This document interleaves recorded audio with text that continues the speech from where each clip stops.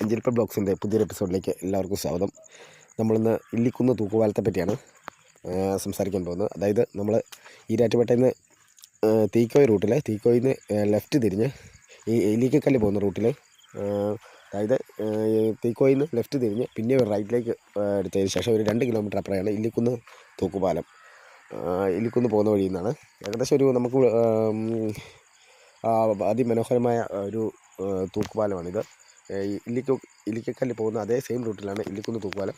ഇതിൽ 4 പേരിൽ കൂടുതൽ ആൾക്കാരെ ഇതിൽ കയറാൻ അനുവദിക്കുകയില്ല. ഇരുചക്ര വാഹനങ്ങൾ പോലും ഇതിലേക്ക് കയറാൻ അനുവദിക്കില്ല. നടക്കുക മാത്രമേ ഉള്ളൂ. 4 പേര് കൂടുതൽ ഒരുമിച്ച് നടക്കുവാനും സാധിക്കുകയില്ല.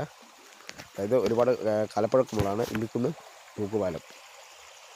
ഇത് ഇല്ലിക്കക്കല്ല് പോകുന്ന അതേ സെയിം റൂട്ടിൽ തന്നെയുള്ളതാണ് ഇല്ലിക്കുന്ന് തൂക്കുപാലം. അതിമനോഹരമായാണ് ഈ ഇല്ലിക്കുന്ന് തൂക്കുപാലം.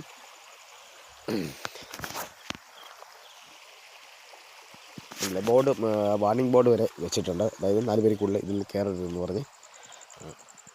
ഇതിൻ്റെ മണ്ടയിൽ നിന്നുള്ള വ്യൂ ആണ് നമ്മളെ ഇപ്പം കാണിച്ചുകൊണ്ടിരിക്കുന്നത്.